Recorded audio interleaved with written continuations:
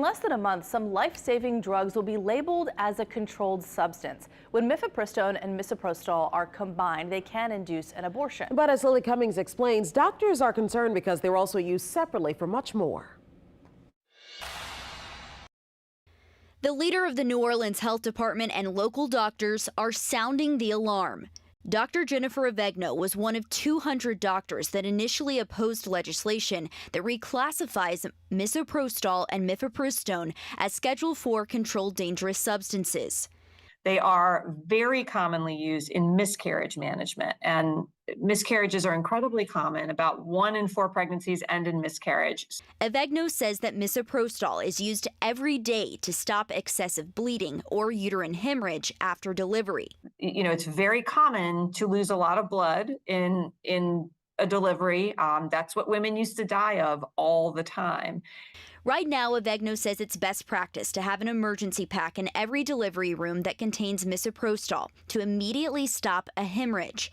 After October 1st, the drug will have to be stored elsewhere.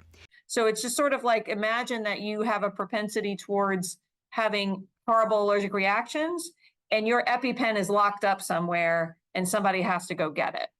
Doesn't make a whole lot of sense. Misoprostol is often used more often than similar drugs that cannot be given to women with hypertension or asthma. Part of the new law requires the State Department of Health to provide doctors with guidance on how to comply with the law. But so far, Avegno has not received anything.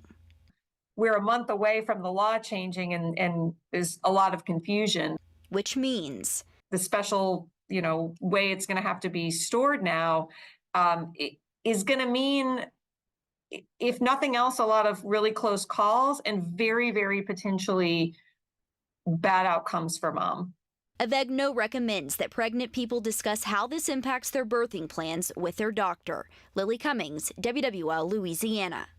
We did reach out to the state health department about the guidance, but we've not heard back. Some of our region's largest healthcare systems also tell us they're still making decisions on how to best comply with the law.